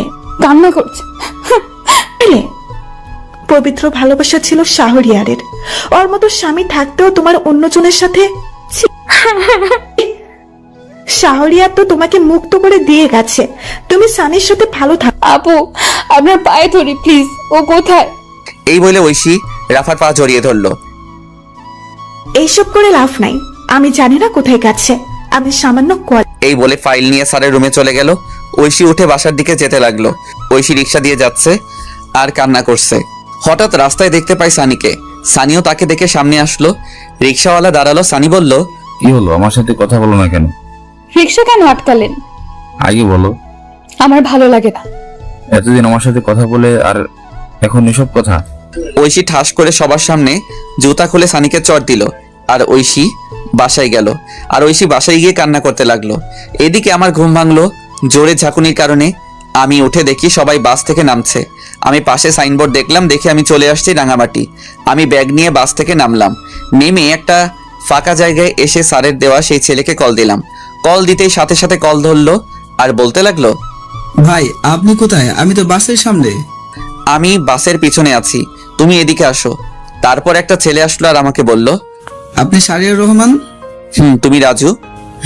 ভাই চলেন। এরপর আমি ছেলেটার সাথে যেতে লাগলাম। একটু পর একটা গাড়িতে উঠলাম। রাজু গাড়ি চালাচ্ছে, আমি চুপচাপ বসে আছি। আমার শুধু ঐশীর কথা মনে পড়ছে। মেয়েটা এখন কি করছে কে জানে, ঠিক মতো খাওয়া দাওয়া করছে তো, এসব ভাবছি। আর তখন রাজু বলে উঠলো, ভাই নামেন, চলে আসছি। ও আচ্ছা। আমি নেমে পড়লাম, দেখি একটা বাসা। তারপর রাজু আবার বলে উঠলো, ভাই বাসা পছন্দ হয়েছে? আরে একা থাকবো তা আর পছন্দের কি, চলেন ভিতরে যাই। এরপর আমি রাজুর সাথে ভিতরে গেলাম। ভিতরে গিয়ে সব দেখতে লাগলাম। বাসাটা ভালো, সবকিছুই আছে। এরপর রাজু বলল, ভাই তাহলে আজকে যাচ্ছি। কিন্তু রান্না করার জন্য কে থাকবে? সরি ভাই, নিজে করতে হবে। আচ্ছা সমস্যা নেই, তাহলে যাচ্ছি। তাহলে আর এই নিন গাড়ির চাবি। আমার গাড়ি লাগবে না, অফিসের গাড়ি অফিসের থাক। তবুও ভাই, আমি এই অফিসের ম্যানেজার। আমার গাড়ি চালাতে ভালো লাগে না, তাছাড়া এই ভাঙা গাড়ি তো না। ও আচ্ছা, আমি বাইক কিনবো ভাবছি। আচ্ছা যাই তাহলে। এরপর রাজু চলে গেল। আমি ব্যাগ রেখে ফ্রেশ হয়ে নিলাম। তারপর রেডি হলাম বাহিরে যাওয়ার জন্য। আর সন্ধ্যা হয়ে গেছে, তাই ভাবলাম রাতের খাবার খেয়ে আসি। আমি রেডি হয়ে হাঁটতে হাঁটতে কাছাকাছি একটা বাজারে আসলাম। বাজারে এসে নতুন সিম নিলাম। তারপর একটা হোটেল থেকে এক প্যাকেট বিরিয়ানি নিয়ে বাসার উদ্দেশ্যে রওনা দিলাম। হেঁটে হেঁটে যাচ্ছি, কারণ সন্ধ্যার প্রকৃতি খুব সুন্দর, তাও আবার রাঙামাটি, চারদিকে সবুজ আর সবুজ, আর ছোট আঁকাবাঁকা রাস্তা। হেঁটে যেতে ভালোই লাগছে। আমি আসার সময় সিমটা ফোনে ভরলাম আর ফেসবুক ডিঅ্যাক্টিভেট করে দিলাম। আর গ্যালারি চেক করে দেখি ঐশীর একটা পিক রয়েছে। আমি তো সব পিক বাসে ডিলিট করছিলাম, হয়তো এটা ভুল করে রয়ে গেছে। আমি পিকটার দিকে তাকিয়ে হাঁটতে লাগলাম। পিকটা দেখে ঐশীর ওইসব ঘটনা মনে পড়ে গেল, আর পিকটা ডিলিট করে দিলাম। আর বলতে লাগলাম, পাগলি রে, একদিন পাগলের মতো খুঁজবি, তখন বুঝতে পারবি কি ছিলাম তোর জীবনে। কিন্তু সেদিন আমার এই ভালোবাসাটা নাও থাকতে পারে। এইসব ভাবতে ভাবতে বাসায় চলে আসলাম। বাসায় এসে ফ্রেশ হয়ে খাবার খেয়ে নিলাম। খাবার খাওয়ার সময় ঐশীর কথা মনে হচ্ছে, কারণ ঐশী যে আমাকে খাইয়ে দিত। তবুও কষ্ট করে খেয়ে শুয়ে পড়লাম। শরীর ক্লান্ত থাকায় চোখ বন্ধ করতেই ঘুমিয়ে পড়লাম। সকালবেলা ঘুম থেকে উঠে ফ্রেশ হয়ে রেডি হয়ে নিলাম। তারপর অফিসে যেতে লাগলাম। রাস্তায় তেমন গাড়ি নেই, আমি হেঁটে হেঁটে যাচ্ছি। কিছুক্ষণ হাঁটার পর দেখি একটা অটো আসছে। আমি অটোতে উঠে পড়লাম। তারপর অফিসে চলে আসলাম। অফিসে আসতেই সবাই আমাকে অভিনন্দন জানালো। আমি সবার সাথে কৌশল বিনিময় শেষে কেবিনে গেলাম। কেবিনে গিয়ে বসতেই রাজু আসলো আর বলল, স্যার আসবো? আসো, আর আমাকে ভাইয়া রাখবে। ভাই এই যে ফাইল, একটু দেখেন। আর শোনো, অফিস শেষ হলে দেখা করবে। আচ্ছা ভাই। এরপর রাজু চলে গেল। আমি ফাইল দেখতে লাগলাম, আর তখনই একটা মেয়ে আসলো। স্যার আসতে পারি? আসুন। মেয়েটি এসে আমার কাছে ফাইল দিল। আমি মেয়েটির দিকে তাকালাম, দেখলাম মেয়েটা প্রেগনেন্ট আর বয়স প্রায় আমার সমান হবে। আরে আপনি এই অবস্থায় অফিসে কেন? ছুটি নিলেও পারতেন। সমস্যা নেই স্যার। আপনার নাম কি? জি যারা। ও আচ্ছা, আপনাকে ছুটি দিয়ে দিলাম। আজ আপনি বাসায় চলে যান। ধন্যবাদ স্যার। স্যার বলে ডাকবেন না, ভাই বললে খুশি হব। আচ্ছা ভাইয়া। আমি রাজুকে বলে দিচ্ছি, ও আপনাকে নামিয়ে দিয়ে আসবে। তার দরকার নেই। আরে কি বলেন, যেটা বলছে এটাই শেষ কথা। এরপর আমি ফোন দিয়ে রাজুকে বলে দিলাম। তারপর আমি আমার কাজ করতে লাগলাম। কাজ করতে করতে কখন যে দুপুর পার হয়ে বিকাল হয়ে গেল। তারপর আমি উঠে বের হলাম, আর তখন রাজু বলল, ভাই অফিস তো শেষ, আপনি বলছিলেন দেখা করতে। একটা বাইক কিনবো, চলো ব্যাংকে যাই। এরপর রাজুকে নিয়ে ব্যাংকে গেলাম। আমার কিছু জমানো টাকা ছিল, আমি টাকাগুলো তুলে নতুন বাইক কিনলাম। বাইকটা বাংলাদেশে নতুন আসছে।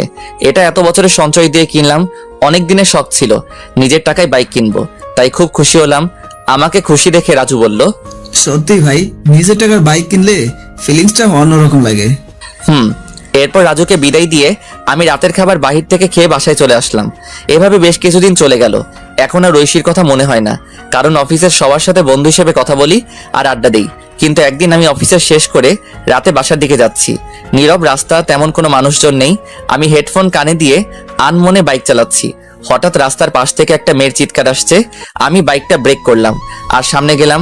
আর গিয়ে দেখি অফিসের সেই মেয়ে যারা প্রসব বেদনায় চিৎকার করছে। তাই আমি তখন বললাম, আপনি এখানে? আপনার হাজবেন্ড কই? ভাই আমাকে হাসপাতালে নিয়ে যাবেন, আমি পারছি না। আমি রাস্তায় গাড়ি পাচ্ছি না, কিন্তু কি করব কিছু বুঝতে পারছি না। কিন্তু বেশি দেরি হলে অনেক ক্ষতি হয়ে যাবে, তাই আমার বাইকটা কাছে আনলাম। তারপর যারাকে আমার বাইকের সামনে উঠালাম আর ঝাপটে ধরে বাইক চালাতে লাগলাম। আর হাসপাতালে এসে আমি কোলে তুলে নিয়ে ভিতরে গেলাম। ভিতরে গিয়ে চিৎকার দিয়ে ডাক্তারকে ডাকতে লাগলাম। একটু পর ডাক্তার বেরিয়ে আসলো, আর আমার কোলে যারার এই অবস্থা দেখে নার্সকে অপারেশন থিয়েটারে নিয়ে যেতে বলল। তারপর নার্স ট্রলি করে ওটিতে নিয়ে গেল। আমি বাইরে বসে অপেক্ষা করছি, আর তখন নার্স এসে বলল, আপনি হাসপাতালের ফর্মালিটি গুলো কমপ্লিট করে আসুন। এরপর আমি হাসপাতালের সমস্ত কিছু কমপ্লিট করলাম। তারপর এসে অপেক্ষা করতে লাগলাম। আর বেশ কিছুক্ষণ অপেক্ষা করার পর ওটি থেকে ডাক্তার বেরিয়ে আসলো, আর আমি কাছে গেলাম। আপনি একটু আমার সাথে আসুন। এরপর ডাক্তার আমাকে ওটির ভিতরে নিয়ে গেল। আর তখন যারা মেয়েটি আমাকে দেখে অক্সিজেন মাস্ক খুলে আমাকে বলতে লাগলো, ভাই আমার সময় শেষ হয়ে গেছে, আমি মনে হয় বাঁচবো না। আপনি আমার মেয়েটাকে দেখবেন। আপনার হাজবেন্ড? সে অন্য একজনকে নিয়ে বিদেশে চলে গেছে, আমায় কথা দিন। এই বলে আমার কোলে ছোট মেয়েটিকে দিল, আর আমি কোলে নিলাম। কথা দিলাম আমি মেয়েটিকে আমার পরিচয়ে মানুষ করব। এই কথা বলতেই মেয়েটি মারা গেল। আমি কান্না করে দিলাম। মেয়েটা আমাকে প্রথমবার দেখে এতটা বিশ্বাস করেছিল। তারপর ডাক্তার এসে আমাকে সান্ত্বনা দিতে লাগলো আর বলতে লাগলো, সত্যি ভাই, আপনি মহান না হলে একজনের বাচ্চা আপনি পরিচয় দিয়ে মানুষ করবেন। আজকে থেকে এই মেয়েটি আমার সন্তান। ডাক্তার আমাকে কান্না করতে করতে জড়িয়ে ধরলো আর বলতে লাগলো, ভাই আপনি মানুষ না, আপনি ফেরেশতা। আমিও ডাক্তারকে জড়িয়ে ধরলাম। তারপর সমস্ত কাজ শেষ করে আমি বাচ্চা মেয়েকে নিয়ে রাত 3টার দিকে বাসায় আসলাম। হাসপাতাল থেকে সবকিছু নিয়ে আসছি, বাবুর ফিডার, দুধ সবকিছু। আমি বাসায় এসে বাচ্চাকে শুইয়ে দিয়ে ফ্রেশ হতে চলে গেলাম, আর ওয়াশরুম থেকে শুনতে পেলাম কান্না করছে। আমি তাড়াতাড়ি করে ফ্রেশ হয়ে চলে আসলাম আর বাবুর খাবার রেডি করে খাওয়াতে লাগলাম। আমি যদিও আগে কখনো বাচ্চাকে খাওয়াইনি, কিন্তু ওই যে মানুষ বলে না, পরিস্থিতি সব শিখিয়ে দিয়ে যায়। আমি বাচ্চার পাশে শুয়ে খাওয়াতে লাগলাম, ফিডার দিয়ে। মনে মনে ভাবতে লাগলাম কি নাম রাখা যায়। আর তখনই মাথায় আসলো একটা নাম। রেখে দিলাম তানিশা। 3 বছর পর সকালবেলা ঘুম ভাঙলো তানিশার ডাকে। বাবাই, ও বাবাই, ওঠো না। আম্মু, কি হয়েছে? খুব খিদে পেয়েছে। আমি তাড়াতাড়ি করে উঠে রান্নাঘরে গেলাম আর রান্না করতে শুরু করলাম। কিছুক্ষণের মধ্যে রুটি আর ডিম ভাজি করে টেবিলে আনলাম আর বললাম, আম্মু কই তুমি? বাবাই। তানিশা আসলো আর চেয়ারে বসে পড়লো। আমি চেয়ারে বসে মেয়েকে খাইয়ে দিতে লাগলাম। মেয়ে আমাকে বলল, বাবাই, তুমি খাবা না? না মা, আমি এখনো ফ্রেশ হইনি যে। তাহলে ফ্রেশ হয়ে এসো, তারপর দুজনে একসাথে খাবো। না আম্মু, তুমি খাও। যাও বলছি বাবাই। আমি মেয়ের রাগ দেখে ফ্রেশ হয়ে আসলাম। তারপর দুজনে একসাথে গল্প করতে করতে খাবার খেয়ে নিলাম। তখন তানিশা বলল, বাবাই, আমি ডাক্তার আঙ্কেলের কাছে যাব। আচ্ছা চলো তাহলে। এরপর আমি রেডি হয়ে নিলাম, মেয়েকে রেডি করিয়ে বাইক নিয়ে বের হলাম। তারপর হাসপাতালের দিকে যেতে লাগলাম। রাস্তায় বাবা মেয়ে কথা বলতে বলতে আসলাম। আমি এসে বাইক রেখে ভিতরে গেলাম। আমার আগে তানিশা দৌড়ে চলে গেল। তানিশা যেতেই রাকিব বলল, আরে তানিশা আম্মু যে। এই বলে রাকিব তানিশাকে চেয়ার থেকে উঠে এসে কোলে তুলে নিল। আর তখন পাশে বসে থাকা নতুন মেয়ে ডাক্তার বলল, স্যার, এটা কি আপনার মেয়ে? না, শাহরিয়ার সাহেবের। কথাটা শুনে পাশে থাকা মেয়েটা অবাক হয়ে গেল আর নিশ্চুপ হয়ে গেল। এদিকে আমি রাকিবের কেবিনে গেলাম। কেবিনে গিয়ে দেখি রাকিবের কোলে তানিশা বসে আছে। রাকিব, আমি লাঞ্চে এসে নিয়ে যাব। আমার কণ্ঠ শুনে পাশে থাকা মেয়েটি আমার দিকে তাকালো। আমি তাকাতেই আমি অবাক, কারণ এটার কেউ না, হ্যাঁ এটাই ঐশী। ঐশী আমাকে দেখেই পায়ে ধরে ফেললো আর বলতে লাগলো, আমি তোমার পায়ে ধরি, আমাকে মাফ করে দাও। আরে কে আপনি? আমার পা ছাড়ুন। কিন্তু ঐশী পা ছাড়ছে না। আমি জোর করে ছাড়িয়ে চলে আসলাম আমার বাইকে। ঐশী এসেছিল, কিন্তু আমি জোরে বাইক স্টার্ট দিয়ে অফিসে চলে আসলাম। অফিসে এসে কাজে মন বসছে না, কিভাবে বসবে? পুরনো ভালোবাসার মানুষকে দেখে ওদিকে ঐশী রাকিবের কাছে গেল আর বলতে লাগলো, ভাইয়া প্লিজ বলুন, এই হলো আমার হারিয়ে যাওয়া শাহরিয়ার। কি বলো? সে আমাকে রেখে বিয়ে করেছে, তবু আমাকে ক্ষমা করলো না। শাহরিয়ার বিয়ে করেননি? তাহলে মেয়ে? দাঁড়াও বলছি, আগে তানিশাকে ওদিকে পাঠাও। এরপর রাকিব তানিশাকে অন্য একটা নার্সের সাথে খেলতে পাঠালো। হাসপাতালের সবাই তানিশাকে চিনে আদর করে। বাসার পাশে হাসপাতাল হওয়ার কারণে কোনো সমস্যা হয় না। এরপর রাকিব ঐশীকে সবকিছু বলতে লাগলো। সব শুনে ঐশী চুপ করে রইলো। ঐশী কোনো কথা বলছে না। ওনার মতো লোক বন্ধু হিসাবে পেয়েছি, এটাই অনেক। ওর বাসার ঠিকানা দেন। এরপর রাকিব আমার বাসার ঠিকানা দিয়ে দিল। এদিকে আমি চেয়ারে হেলান দিয়ে ঐশীর কথা ভাবছি। আমি কি আজও ঐশীকে খুব ভালোবাসি? নিজেকে নিজে প্রশ্ন করলাম। তখনই দরজার কাছ থেকে কেউ বলে উঠলো, আসতে পারি স্যার? আমি না দেখে বললাম, আসুন।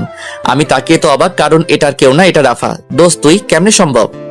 তোর জন্য আমাকে রাঙামাটি আসতে হলো। তারপর বল, কেমন আছিস? ভালো, তুই? আলহামদুলিল্লাহ ভালো। এবার বল কি খাবি? এখন তোর মাথা, বাকিটা পরে দেখা যাবে। গুড। কতদিন আড্ডা হয় না। ঐশীর সাথে দেখা হয়েছে। আমি প্রশ্নটা শুনে চুপ করে রইলাম। আমাকে চুপ থাকতে দেখে আবার বলল, তোর সাথে গুরুত্বপূর্ণ কথা আছে। বল। তুই ঐশীকে মেনে নে। কি? এটা তুই কি বলছিস? আমি বলছি, কারণটা জানলে তুই কান্না করবি।